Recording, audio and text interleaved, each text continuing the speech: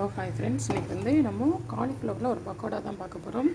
பாருங்கள், அதுக்கு ஒரு 1 kg இருக்கும். காலிஃப்ளவரை நல்லா க்ளீன் பண்ணி கொஞ்சம் மஞ்சத்தூள் போட்டு வெந்நியில் போட்டு வச்சுருக்கிறேன். வெந்நியில் லேசாக ஒரு கொதித்து வந்தவுடனே நம்ம இறக்கிடலாம். ஏன்னு பார்த்தீங்கன்னா காலிஃப்ளவரோட ஒரு குட்டி குட்டி புழுவெலாம் இருக்கும். நம்ம என்ன தான் க்ளீன் பண்ணாலும் அது இருக்கும். தண்ணியில் கொதிக்கிறப்போ அந்த புழுவெல்லாம் சேர்ந்து வந்துடும். புழு இருந்தால் கூட நான் வந்து ஃப்ரெஷ்ஷான காலிஃப்ளவர் தான் யூஸ் பண்ணியிருக்கேன். இருந்தாலுமே வந்து நம்ம சேஃப்டிக்கு மஞ்சத்தூள் போட்டு கொதிக்க வச்சு இறக்கி வச்சிடலாம். இப்போ இதில் என்னென்னு பார்த்தீங்கன்னா, ஒரு 4 ஸ்பூன் கடலை மாவு, ஒரு 2.5 ஸ்பூன் அரிசி மாவு, கொஞ்சோண்டு உப்பு, கொஞ்சோண்டு காஷ்மீர் சில்லி பவுடர் போட்டிருக்கிறேன்.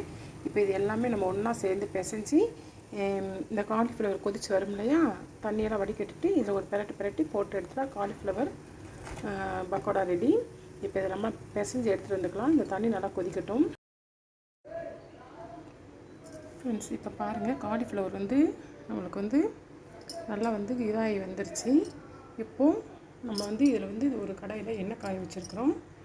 இந்த எண்ணெய் நல்லா காஞ்ச உடனே நம்ம ஏற்கனவே மிக்ஸ் பண்ணி வச்சுருக்கோம் இல்லையா, அரிசி மாவு, கடலை மாவு, காஷ்மீர் சில்லி மிளகாய் பவுடர், கொஞ்சோண்டு சால்ட்டு, இதெல்லாம் கலந்து வச்சுருக்கோம் இல்லையா, இது கூட இதை டிப் பண்ணி அப்படியே போட்டுற வேண்டியதான். எண்ணெய் நல்லா காஞ்ச உடனே இது எடுத்து, கொஞ்சம் சூடாக இருக்குது, பாருங்கள், இப்படி நல்லா நம்ம டிப் பண்ணி இந்த எண்ணெயில் அப்படியே போட்டுற வேண்டியதான். அவ்வளோதான், நம்மளுக்கு காலிஃப்ளவர் பக்கோடா ரெடி ஆயிரும். போடுறப்ப பார்த்து ரொம்ப கேர்ஃபுல்லாக போடணும். அப்படி ஒவ்வொன்றா போட்டு முடிச்சுட்டு எடுக்கிறப்ப எப்படி வருதுன்னு உங்களுக்கு காட்டுறேன்.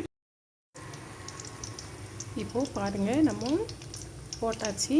ஒவ்வொன்றா வந்து நான் வந்து கொஞ்சம் பெரிய பெரிய பீஸாக போட்டிருக்கிறேன். நீங்கள் குட்டி குட்டியாக போடணுன்னா கூட போட்டுக்கலாம். இதை பக்கோடான்னு சொல்லலாம், இல்லை காலிஃப்ளவர் வடைன்னு சொல்லலாம். நம்ம எப்படினாலும் எடுத்துக்கலாம். பாருங்கள், நம்மளுக்கு அழகாக. ஆனால் நீங்கள் வந்து ஃபுல் ஃப்ளேமில் வச்சிடாதீங்க. வந்து நம்மளுக்கு வந்து வடை வந்து வடையோ பக்கோடோ ஏதோ ஒன்று கருகிரும்.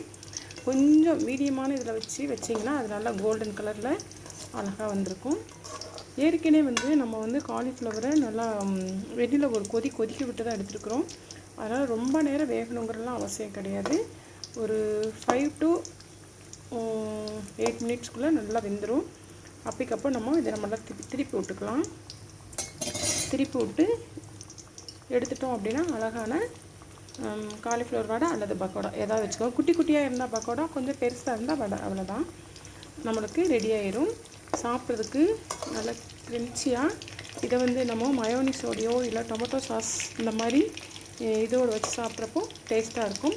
இதை நான் உங்களுக்கு எடுத்துகிட்டு காட்டுறேன். பாருங்கள், எல்லாம் சுட்டு எடுத்துகிட்டு வந்தாச்சு. டேஸ்ட் வந்து சாப்பிட்டு பார்த்தேன், செம்ம டேஸ்ட்டாக இருக்குது. நம்மளுக்கு நல்லா உள்ளே வெந்து நல்லா சாஃப்டாக, பார்த்திங்களா எப்படி இருக்குதுன்னு பார்த்திங்களா.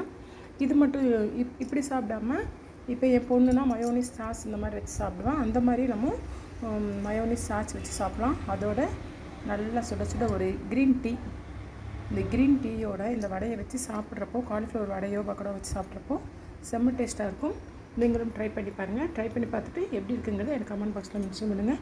ஓகே ஃப்ரெண்ட்ஸ், இந்த வீடியோ பிடிச்சிருந்தால் லைக் பண்ணுங்கள், ஷேர் பண்ணுங்கள், கமெண்ட் பண்ணுங்கள், மறக்காமல் சப்ஸ்கிரைப் பண்ணுங்கள். ஓகே, பாய்.